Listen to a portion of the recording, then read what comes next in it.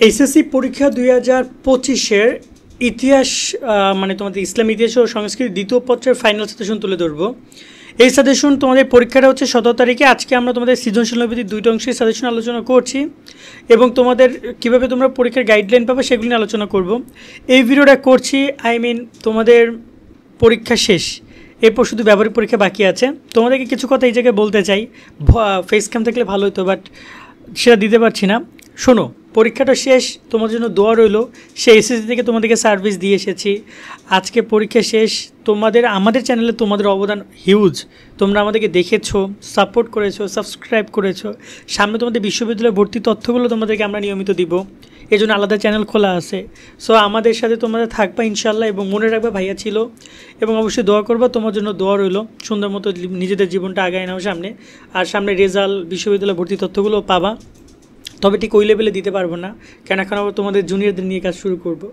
আর চলো আমরা শুরু করি কথাবার্তা তোমাদের সাজেশন নিয়ে। তোমাদের পরীক্ষা শুরু হবে তোমাদের সিকিউ 23, এমসিকিউ 10 মার্কের পরীক্ষা, তবে প্রথম ও দ্বিতীয় বছর মিলিয়ে পাস। মানবিক ও বিভাগ পরিবর্তনের শিক্ষার্থীরা রাজশাহী বিশ্ববিদ্যালয়, চট্টগ্রাম বিশ্ববিদ্যালয় এবং গুচ্ছ ভর্তি পরীক্ষার জন্য নাইট 24 থেকে প্রকাশিত এই কোর্সটি কিনতে পারো। তোমাদের জন্য বেস্ট একটা কোর্স হবে। মাত্র 700 টাকায় বিশ্ববিদ্যালয় ভর্তির জন্য যা যা দরকার সবই তোমরা এই কোর্স থেকে পাবে। 50-এর বেশি ভিডিও ক্লাস তোমরা পাবে, 190টি টপিক ভিত্তিক পরীক্ষা, 20টি মডেল টেস্ট পরীক্ষাও সাথে থাকছে। ভর্তি পরীক্ষার পূর্ব মুহূর্ত পর্যন্ত টানা পরীক্ষা এবং মডেল টেস্ট তো থাকছেই। বর্তমানে 700 টাকা ভর্তির সুযোগ তোমরা পাচ্ছ, তবে অফারটা খুব শীঘ্রই শেষ হয়ে যাবে, তাই দ্রুত ভর্তি হয়ে নাও। কোর্সের যাবতীয় লিঙ্ক এই ভিডিও ডিসক্রিপশনে পেয়ে যাবে। সৃজনশীল 11টা প্রশ্ন আসবে, 60টা আনসার করবে। এমসিকিউ 30টা প্রশ্ন, 30টা আনসার করবা। দেন আমরা যদি কথা বলি তোমাদের কোন কোন অধ্যায়গুলো পড়তে হবে সেটা প্রসঙ্গে, তার আগে তোমরা নিশ্চয়ই একটা কোর্স দেখতে পেয়েছো, নাইট 24-এর তোমাদের মানবিক একটা কোর্স, খুব দারুণ একটা কোর্স। যারা গ্রুপ পরিবর্তন করেছো, যারা গুচ্ছ সহ রাজশাহী বিশ্ববিদ্যালয়ে ভর্তিতে যাও, তারা চাইলে ওই কোর্সটা করতে পারো। এখন কোর্সটা আরও বেশি ক্লাস নিয়ে এসেছে, তোমরা চাইলে সেটা করতে পারো। এখানে টোটাল 4টা অধ্যায় রয়েছে। ভারতের মুসলিম শাসন প্রতিষ্ঠা, মাত্র 2টা অধ্যায় পড়লেই হবে, বেশি পড়ার দরকার নেই। ভারতের উপমহাসাগরে মুঘল শাসন, বাংলার ইতিহাস, স্বাধীন বাংলাদেশের সভ্যতা ইতিহাস, অভ্যুদয়, বাংলাদেশের অভ্যুদয়। এখানে একটা কথা বলতে চাই যে অনেক কঠিন অধ্যায় রয়েছে, কঠিন টপিক রয়েছে, সেগুলো পড়ার দরকার নাই। আমরা যদি এখানে কথা বলি অধ্যায়গুলো নিয়ে, প্রথমে যে অধ্যায়টা রয়েছে সেটা হচ্ছে ভারতের মুসলিম শাসন প্রতিষ্ঠা। এখান থেকে শুধুমাত্র গজনির সুলতান মাহমুদ এইটা ভালো করে দেখে যাবা, এবং ঘুড়ি তার যেটা রয়েছে এটাও দেখে যাবে। আচ্ছা, তোমরা এখানে কাসিম, সিন্ধু এবং সুলতান দুইজা এগুলো দেখে যেতে পারো। টোটাল 3টে টপিকে দেখে যাও, এটা পুরোটাই পড়তে বলছি। এখান থেকে তুমি 2টা প্রশ্ন পাবা, যে কোনো 2জনকে ব্যক্তিকে নিয়ে 2টা ঘটনা নিয়ে। এখানে বিভিন্ন প্রকার যুদ্ধ, তার ঘটনা, তার ফলাফল, এখানে ব্যক্তি রয়েছে, তাদের সামরিক অভিযান, চরিত্র, এগুলো নিয়ে তোমরা কোশ্চেন পাবা। কেমন? দেন রয়েছে এরপর তোমাদের ভারতীয় উপমহাদেশের মুঘল শাসন। এখান থেকে তোমাদেরকে 3টা কোশ্চেন করবে। এক্ষেত্রে তোমরা দেখতে পাচ্ছ এখানে বেশ কয়েকজন সম্রাটের কথা বলা রয়েছে, যেমন হুমায়ুন কোশ্চেন পাবা, আকবর কোশ্চেন পাবা, জাহাঙ্গীর কোশ্চেন আসবে তোমাদের, শাহজাহান ইম্পর্টেন্ট। এই যে 4টা সম্রাটের নিয়ে কথা বলা আছে সেগুলো তোমরা দেখে যাবা। এখানে সম্রাট অঙ্গরাজ্যের এখানে কথা বলা আছে। টোটাল এই 5-6 জন রয়েছে, তাদের বিষয়গুলো দেখে যাবা। যে কোনো 2টা টপিক থেকে তোমাদেরকে তারা দুজন সম্রাটের কোশ্চেন তারা করবে। তার সাথে এখানে মুঘল সাম্রাজ্য এবং ভারতের যে মুঘল সাম্রাজ্যের কৃতিত্ব, এই টপিকগুলো মিক্স করে তারা একটা কোশ্চেন করবে। কেমন? মানে মুঘল সাম্রাজ্যের পতন, সে কেন হয়েছিল, তাদের ফলাফল কী হয়েছিল, সব কিছু। এবং এখানে তোমাদের যে চরিত্রগুলো ছিল, বাবর চরিত্র, এবং এই বিষয়গুলো তোমরা একটু ভালো করে দেখে যাবা। টোটাল এখান থেকে 3টা কোশ্চেন পাবে। এটা দারুণ একটা অধ্যায় রয়েছে, বাংলার ইতিহাস। এখান থেকে তোমাদেরকে 3টা কোশ্চেন করবে। খুবই সুন্দর একটা অধ্যায় এবং সহজ একটা অধ্যায়।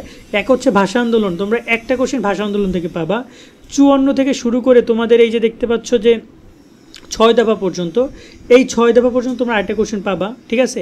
এমন হতে পারে 54টাকে বাদ দিয়ে তারা এখানে বৈষম্যর সাথে 6 দফা মিক্সড করে করতে পারে, এবং একটা পাবা আগরতলা এবং 69 গণ অভ্যুত্থান। এই টোটাল 3টা টপিক থেকে তোমাদেরকে 3টা কোশ্চেন করবে তারা। আর হলো স্বাধীন বাংলাদেশ সভ্যতায় স্বাধীন ও সার্বভৌম বাংলাদেশের অভ্যুদয়। এখান থেকে তোমাদেরকে 3টা কোশ্চেন করবে। এখান থেকে তোমরা 70-এর নির্বাচনী একটা কোশ্চেন পাবা। এখানে 25শে মার্চ কালো রাত, এটা নিয়ে তোমরা একটা কোশ্চেন পাবা। তার সাথে এখানে মুক্তিযোদ্ধা নিয়ে তোমরা একটা কোশ্চেন পাবা। ঠিক আছে? মুক্তিযোদ্ধা নিয়ে তোমরা একটা কোশ্চেন পাবে। এখানে বিদেশি অপশক্তি, বিদেশি যে স্বীকৃতি, এগুলো থাকতে পারে। ওভারঅল এখান থেকে তোমাদেরকে একটা কোশ্চেন করবে। এই টোটাল এখান থেকে 3টা কোশ্চেন। এখন দেখতে পাচ্ছ যে তোমাকে সহজ কোন অধ্যায়গুলো। সিম্পল কথা, তোমার এখানে পড়তে হয়, আমি তোমাদেরকে বলবো যে তুমি অবশ্যই বাংলার ইতিহাস পড়ে যাও, বাংলাদেশ স্বাধীন ও সার্বভৌম বাংলাদেশের অভ্যুদয়, এই 2টা অধ্যায় পড়ে যাও, তাহলে তুমি 6টা প্রশ্ন কমন পাবা। তারপর তুমি চাইলে মুঘল শাসনের যদি তুমি শুধুমাত্র 2জন সম্রাট পড়ে যাও, যেমন হুমায়ুন পড়ে যাও এবং তার সাথে আকবর পড়ে যাও, তোমার জন্য এনাফ। এখান থেকে তুমি একটা প্রশ্ন কমন পাবা। ঠিক আছে? অথবা তুমি চাইলে এখান থেকে এই দুইজন ব্যক্তিরও পড়ে যেতে পারো, সুলতান মাহমুদ এবং হচ্ছে মোহাম্মদ ঘুরি, এই দুজন ব্যক্তি পড়ে গেলেও এনাফ। টোটাল এই হচ্ছে তোমার টপিক। আর তোমার যদি এখানে কথা বলতে চাই যে তোমার ওকে, এবার যদি একটু কথা বলে আমরা এমসিকিউ নিয়ে, এখানে প্রথম পদে দেখা যায় এটা ভুল দেখাচ্ছে। ওকে, এটা আমি একটু কেটে দিই। তোমাদের এখানে যেটা করতে হবে, প্রত্যেক অধ্যায় থেকে তোমরা এখানে মোটামুটি 8টা করে এমসিকিউ পাবা, প্রত্যেকটা অধ্যায় থেকে 8টা, সরি এই অধ্যায় থেকে তোমাকে একটু এমসিকিউ কম দিবে, এখান থেকে 8টা দিবে না, এখান থেকে 6টা দিতে পারে, বাকি যতগুলো এমসিকিউ আছে সেগুলো থেকে তোমাদেরকে 8টা করে এমসিকিউ দিবে, ঠিক আছে। 3 8 24 এবং এখান থেকে 6, এরকমভাবে তোমরা এমসিকিউ পরীক্ষায় পাবা। তো এমসিকিউর ক্ষেত্রে সবগুলো অধ্যায়কে তোমাকে ইম্পর্টেন্স দিতে হবে, যত প্রকার কারণ, প্রকারভেদ, ক্যারেক্টার রয়েছে, সালগুলো রয়েছে, সেগুলোর প্রতি বিশেষভাবে নজর দিবা। 23-এর কোশ্চেন, 22-এর কোশ্চেন, 19-এর কোশ্চেনগুলো সলভ করে যাবা। অধ্যায় গাইড, সাপ্লিমেন্ট, মডেল টেস্ট এগুলো ভালো করে দেখে যাবে, এখান থেকে তোমাদের পরীক্ষায় প্রশ্ন ইনশাল্লাহ কমন পড়বে। আশা করি তোমরা এমসিকিউর ক্ষেত্রে একটু বুঝতে পারছো কীভাবে কী পড়বা। এবার যদি কথা বলে তোমাদের গাইডলাইন প্রসঙ্গে কীভাবে পড়বা, যেহেতু তোমাকে 3টা অধ্যায় পড়তে হবে, সো চেষ্টা করবা সকালবেলা 3টা বা 2টা অধ্যায় পড়ার জন্য, বিকালবেলা 1টা অধ্যায় পড়ার জন্য, বাকি থেকে 1টা অধ্যায় সেটার এমসিকিউ পড়ার জন্য। মানে যখন তুমি সকালবেলা পড়বা তখন সিকিউ এমসিকিউ পড়ে ফেলবা, তাহলে সিকিউ এমসিকিউ পড়বা এবং পরে শুধু এমসিকিউ পড়বা। ওকে, আবার রাত্রেবেলা পুরো অধ্যায়টা রিভিশন দিবা, 4টা অধ্যায় সিকিউ এমসিকিউ 3টা পড়ে ফেলবা, বাকি একটা রিভিশন দিবা। এভাবে তুমি আবার পরের দিনও কন্টিনিউ করো, আশা করি ভালো প্রিপারেশন তুমি নিতে পারবা। আজকের মতো ভিডিও আমরা এখানে শেষ করছি তথ্যগুলো দেওয়ার মাধ্যমে। তোমাদের জন্য দোয়া শুভকামনা রইল, সকলে অনেক ভালো থাকবা। আল্লাহ হাফেজ।